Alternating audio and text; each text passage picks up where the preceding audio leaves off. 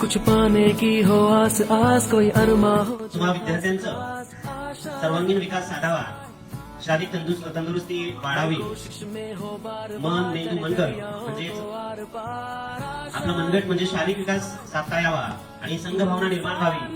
खेळाडू वृत्ती आपल्यामध्ये निर्माण व्हावी, या भावनेनं या उद्देशानं अशा प्रकारचा एक आगळा वेगळा प्रयत्न आपण आपल्या संकुलामध्ये केलेला आहे आणि त्याला यश हे काही प्रमाणात आपल्याला लागलेलं आहे. अब मुश्किल नहीं कुछ भी, नहीं कुछ भी.